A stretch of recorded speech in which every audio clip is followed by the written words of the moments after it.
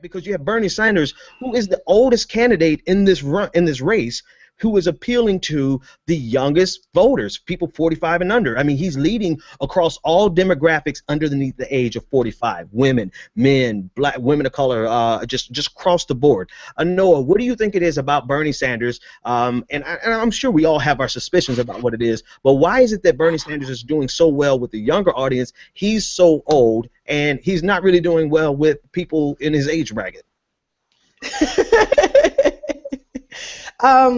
Well, I mean, I think you know, a lot of people, the older you get, the more settled you are, the more you know, people themselves are part of the establishment. I mean, they're scared. You know, I've had people say, well, I'm not going to vote for Bernie because I work for a big bank. I'm a vice president at a big bank, and he wants to shut down the banks. You know, I don't know. I mean, when Jorge Ramos asked him that question at the Brown and Black Forum, he, you know, explained, I'm not trying to get rid of banks altogether, but it's like people see themselves, people are very entrenched. You know, there are women who have had that idea of Hillary Clinton as president ever since she was first lady.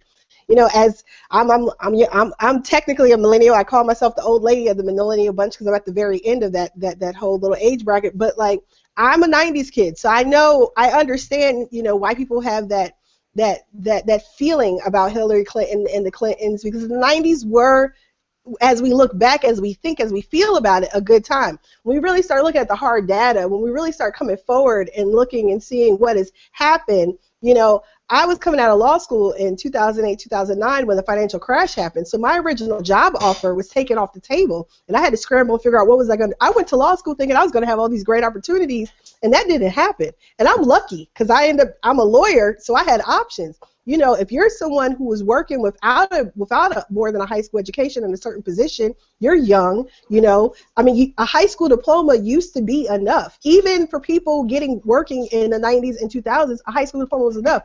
I have a friend who worked for Verizon in college. He had a child in college, dropped out of school, worked for Verizon, didn't have an associate's degree. That same position now requires a 4-year degree. It's an entry-level customer service position. So we talk about the under 40 crowd, under 45 crowd, for the most part, I mean, we're the post-feminist, you know, age group. We want to be recognized as we are, who we are, for our values. Hillary coming out of the gate with the "it's my turn" and "I'm a woman, vote for me, I'm the outsider." Honey, seriously, that's not selling over here. And as a woman of color, I reject white women acting as if their accomplishments are shared. It's always time to be down for the crew when white women want to lead the charge, but sisters, Latina sisters, black sisters, Asian, the rest of us get hung out to dry consistently, and no, I can't be on the I'm all for a woman. I want a woman, I do, but it needs to be the right woman. Now, if Michelle was running, you know, I might have to give Bernie. I mean, I love Michelle, but seriously. Listen, if I'm going to be honest with you, now it is something, and I don't know if this is the right word, but I'm going to use it. It's something intoxicating about the idea of electing our first woman president, right? It is. Well, it's the same with Obama, right? It was exactly. It was excitement. It is an enthusiasm to be a part of a generation that breaks a barrier. There's no doubt about that. But I'm with you. Like, it needs to be the right person. Obama was the right candidate for 2008. Because he was just enough to move us 1 inch further. Like, he didn't take us as far as we wanted him to take us, but he surely moved us a little bit in the direction, and so we can keep moving forward. Now, if it was Elizabeth Warren out here running, I think it would be a done deal. And I think Elizabeth Warren, I'm going to be honest with you, I think Elizabeth Warren did herself a disservice by making the decision. Of course, everyone has to make the decision that's best for them.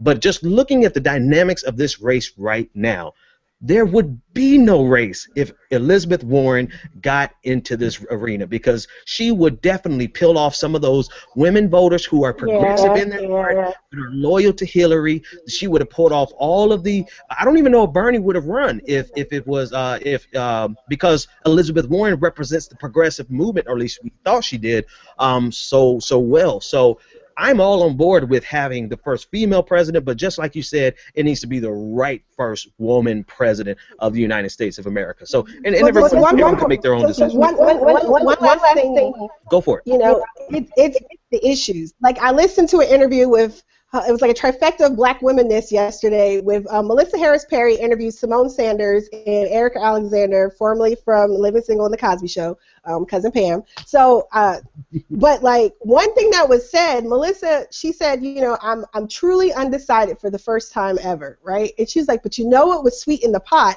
If someone had a woman of color, a viable woman of color, either a woman as written, but she really emphasized woman of color. So I really think that we're not completely out of the game, you know, because everyone says, you know, Martin O'Malley would be a good running mate for Bernie. I don't see that happening. Martin O'Malley, I think, is auditioning for a cabinet position. I don't see him as the running mate. But if there are some very talented women across the party, that if one of those women were tapped to be the VP, and not just because we got Trump with Sarah Palin on the other side, I think then you do see some of that peeling off from Hillary Clinton, because she doesn't represent. I mean, she can't even commit to 15. She can't even commit to 15 in the union. She's saying 12 is good enough, and it's not. It's not. So. Right, and that's another thing. And let me shift gears a little bit. That's another thing. I've had a lot of debates over the weekend, so much so that one of my followers loved them for this. They were like, "Ben, go to bed, go rest yourself, save yourself, and take a rest for the rest of the year. We have a long year ahead of us." And we had so many debates over the weekend about Hillary Clinton and the black vote and all of these different facets of the election. And one thing that just came to mind is, like, you really cannot make, in my opinion, and I've had an invitation out to Hillary supporters since day one, you really cannot make the case that Hillary is the person who's going to do something for the working poor, and the middle class. You really can't make that case, because you look at what she stands for right now, and the things that she stands for are really not beneficial to the middle class. Now, that's my opinion. I want to throw it to JP real quick, and then we'll circle back to David. David, what do you think? I mean, JP, what do you think?